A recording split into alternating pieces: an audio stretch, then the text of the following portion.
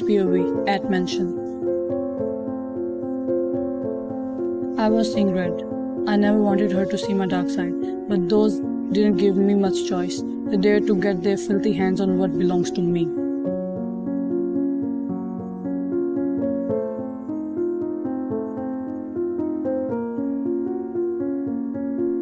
Even after destroying those, my rage didn't subside. I took her to the master bedroom and asked the servants to contact the doctor.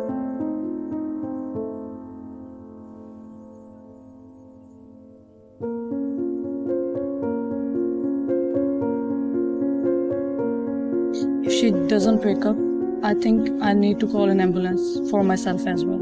I've never felt so uneasy. My mind is also not working properly.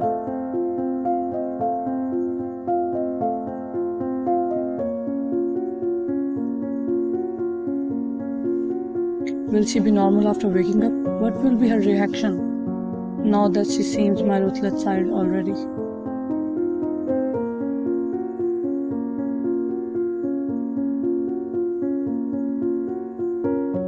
Those comebacks traumatized her, and I contributed to make the situation even worse. Will she leave me? Well, not in this life.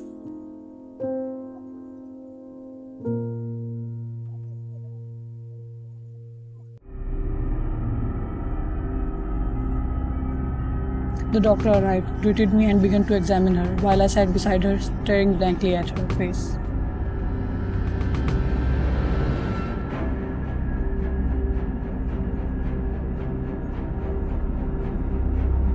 Doctor, sir, I need to examine her. He hesitated to say the next sentence, but I get it. He wants me to leave her alone with him. No.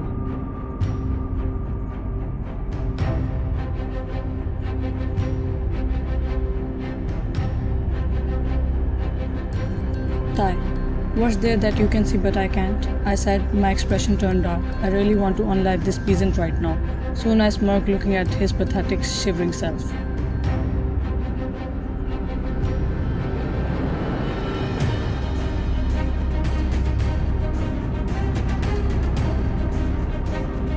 Ty, they tried to hurt her. I risked their existence. So make sure to make her alright. Otherwise, doctor, understood. Don't worry, sir.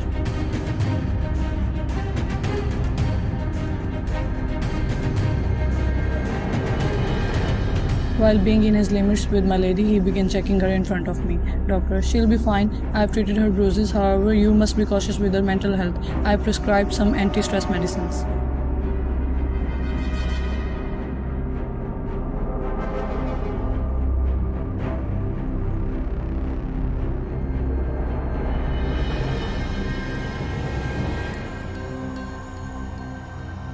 He stated all this in one go. I simply nodded and my assistant led him out.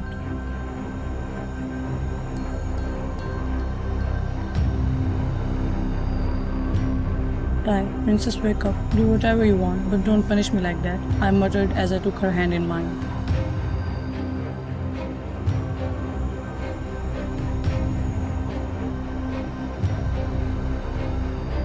I'm not sure how long I sat like that, but her squirming in her sleep bothered me. I guess she's having nightmares. She began to tremble violently. I shook her lightly to wake her up, but she continued to sob and tremble.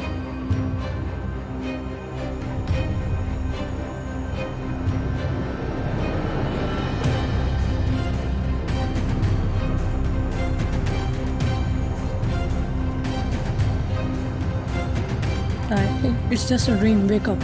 I hovered over her and shook her, but she didn't stop.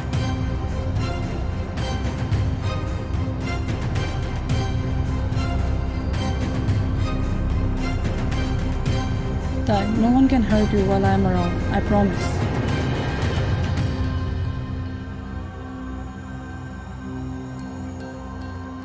Saying this, I hugged her and she calmed down. We stayed like this until suddenly she pushed me hard.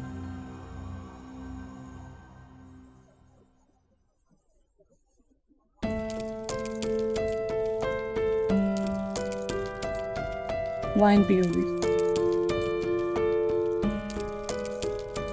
I was having a nightmare, but as I woke up, I felt someone hugging me and saying comforting words.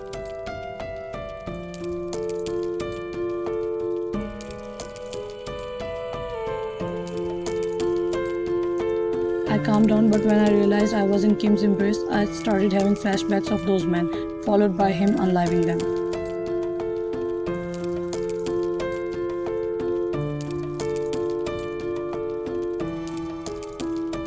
I couldn't help but become terrified, and in the process, I pushed him hard without realizing. My heart rate increased, and I stared at him, terrified.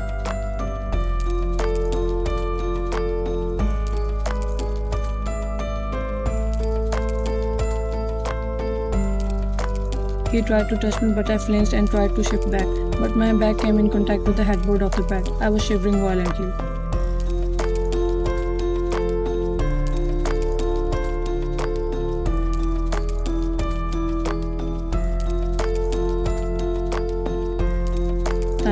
Calm down. I'm not going to hurt you, my love. He spoke softly with hesitation in his tone.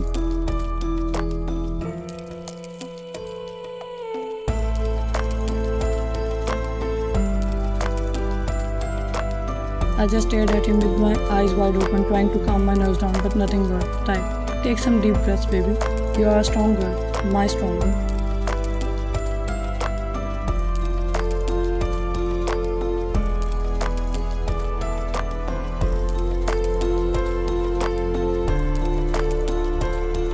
He said this as he slowly approached me and softly embraced me. I didn't say anything for a while because I was numb, but after a while I burst into tears. I'm not sure why, I just cried.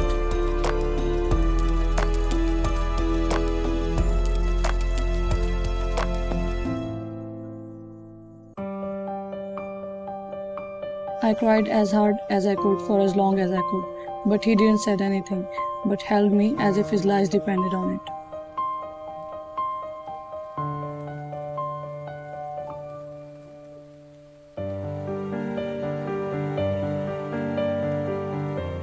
Author POV, and just like that, he pampered her with his love throughout the trip without exceeding his limits, making Vine feel guilty that she has to break him in order to survive.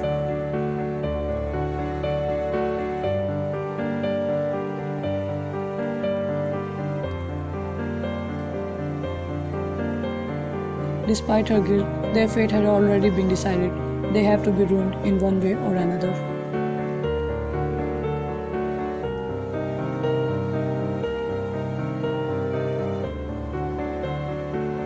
Back to Korea at Kim's corporation. Vine POV. I'm sitting in my office, which is right next to his. He gave me my own office and I'm now in charge of all the company's data related tasks. I supervise a number of employees.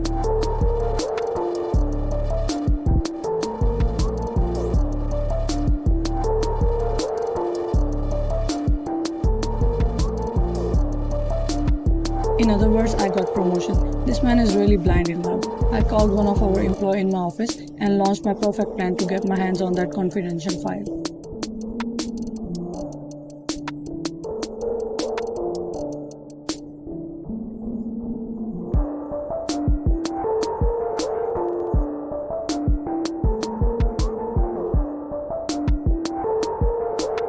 Vine. So Mr. Lee, I asked you to finish these annual revenue growth data file. Are you done with them? Lee. Yes ma'am, here they are.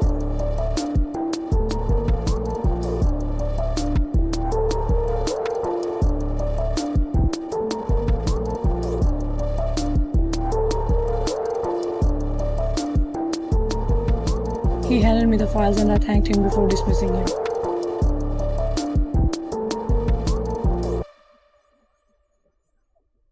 Now I'm going to change the data, which will result in wrong outcomes. I'll inform Kim of the situation and he'll ask me to review all of this company's previous data. And I'll ask him to give me all of this company's data and he'll certainly give me what I want.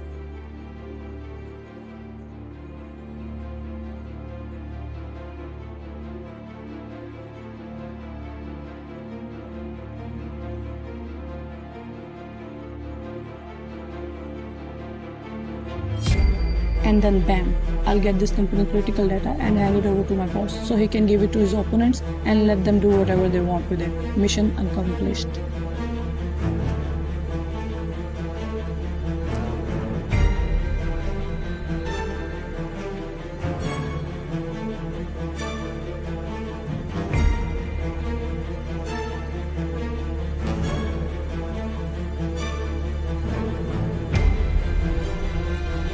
I changed the data and replaced the files. It's time to put my conning skills to the test.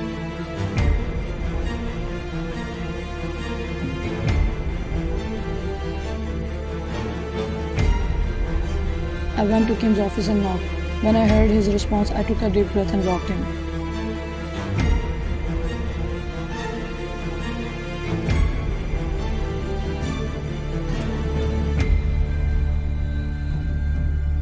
Thanks, Puri. Tai, missed me, darling? I mischievously asked, but her expressions were the indication of a problem on its way.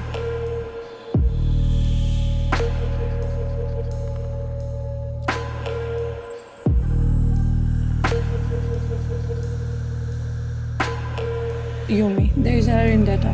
Tai, then sort it out, love.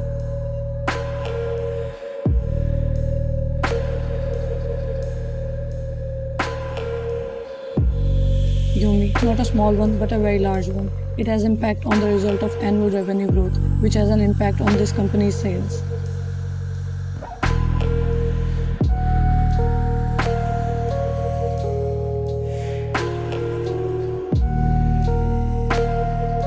She informed me with a worried expression on her face. To calm myself down, I took a deep breath. I can't traumatize her again.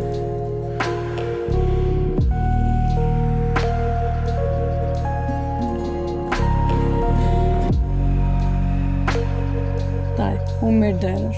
Yumi, who? I don't know.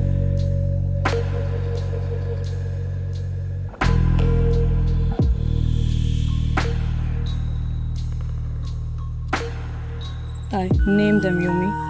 Yumi, please, Tai, I'll solve everything. Give me one day and all of this company's new and previous data, but don't get angry, please.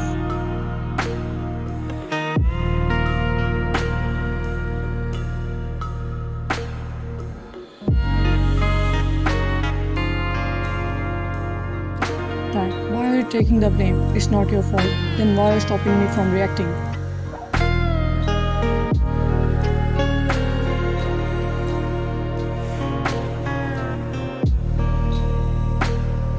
Yumi, I don't want you to hurt anyone anymore. You're my hero. I can't let you become a villain.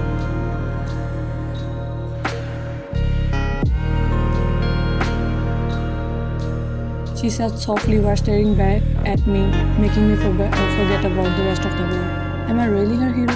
Everyone told me that I was born to be a villain, but she just...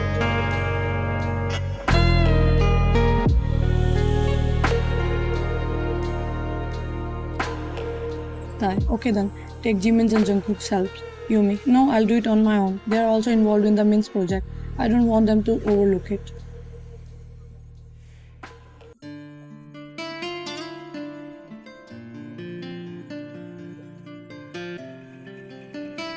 Tai, then I'll assist you. Yumi, you don't trust me, do you?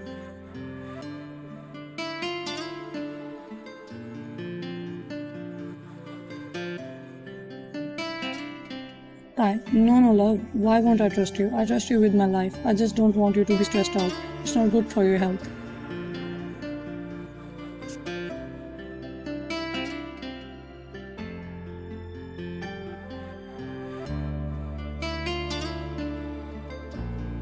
Yumi, it's just a matter of one day. Also, since this is my department, I will resolve the issue.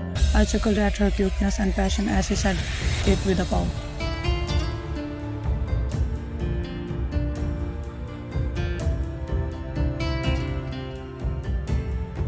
Tai, okay ma'am, do as you please. Happy?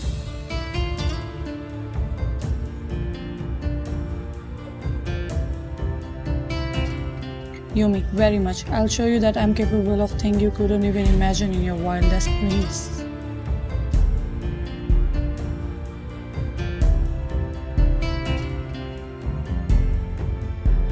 Tai, you don't have to prove anything, Dove. I trust you.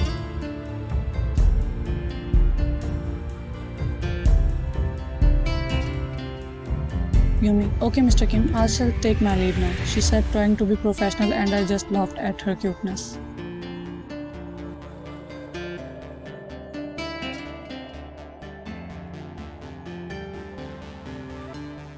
At 11 p.m., Wine's point of view. His His secretary gave me all of the company's information, his previous pending, secret and ongoing projects, as well as every detail about them, were now in my hands.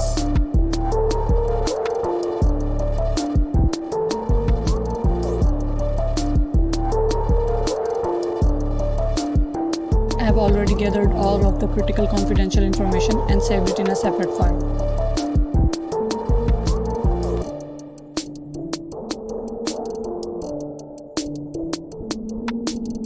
I'm taking this file with me today. Now I was working on resolving the errors that I had caused.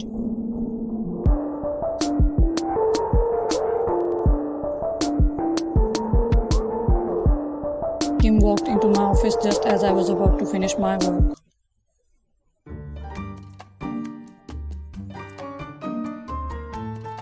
Tai, my hardworking baby. Did you save my business or am I still going bankrupt? Ryan, when Kang gave me his hair, nothing to fear.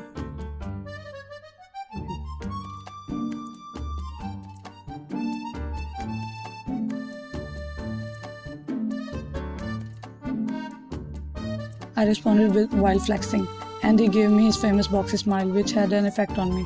Shut up, Ryan. Tai. So, are you done with the work? Ryan, yes sir, he laughed and said.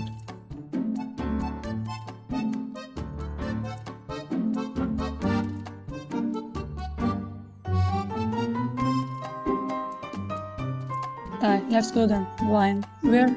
I said and grabbed my bag which contained that file.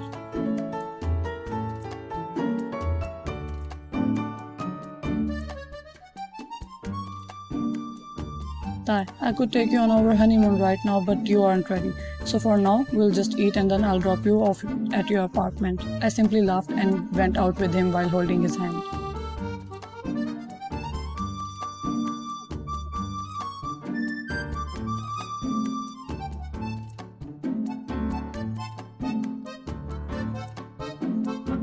Outside Ryan's apartment.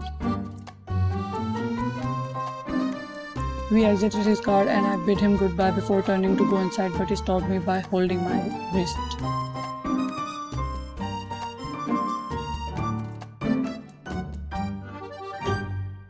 Ryan, let go, Mr. Kim. Tai, never.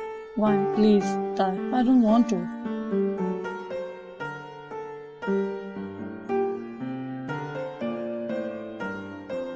I faced him and hugged him tightly.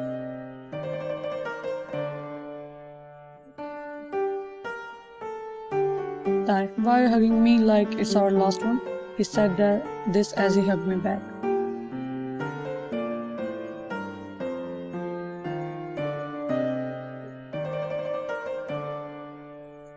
Why, who knows? What if it's really our last one?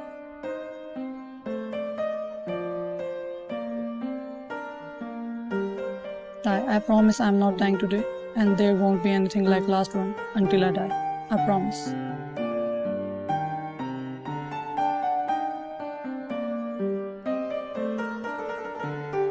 He said, and somehow his words stabbed me. I kissed his cheeks as a last gift and left his embrace completely.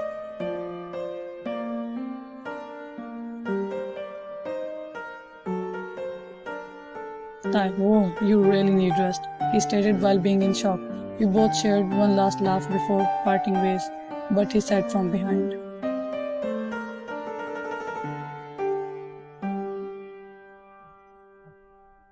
Tai, I'll return the favor when we will meet next time. Wine, what favor? Tai, kiss, but it won't be on cheeks.